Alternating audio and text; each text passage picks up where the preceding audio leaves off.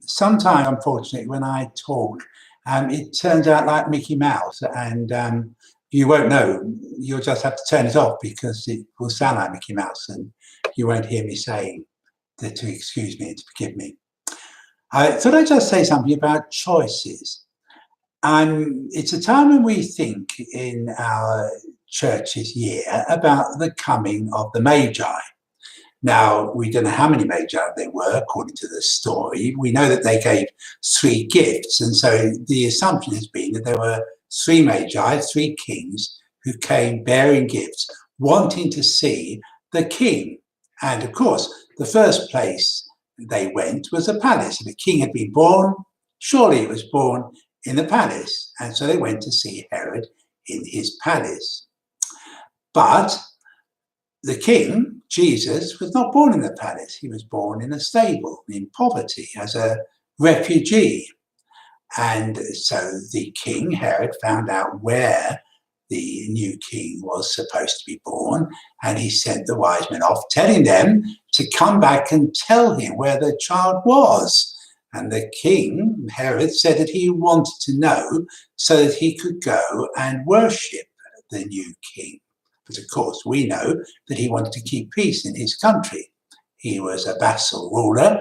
The Romans were the occupying power, and he was there to keep peace on their behalf. And so it was very important to him that any new supposed king should be killed before civil war happened in the country.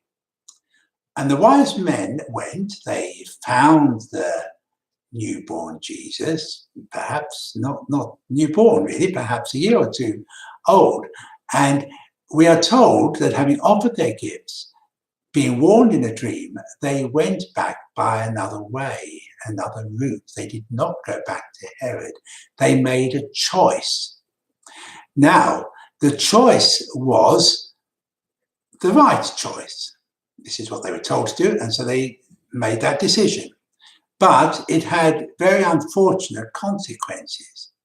Because Herod did not know where the new king was born, he could not go and kill that king. So he killed all the children, all the boys under 2 years old.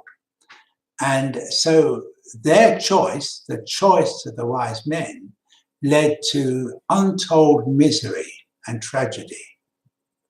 And that's the problem with many choices which we make, isn't it?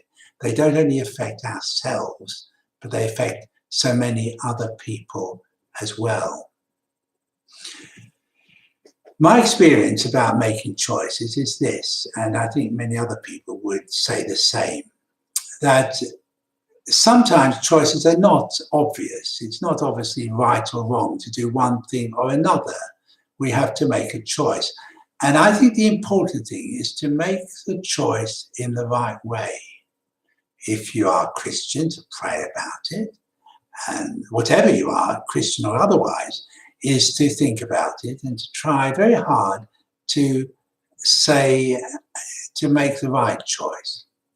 Now, my experience is that if you make a choice in the right way, even if you could have made another choice, and perhaps some people would say it wasn't quite the right choice, but if you made it in the right way, then I think it usually is blessed.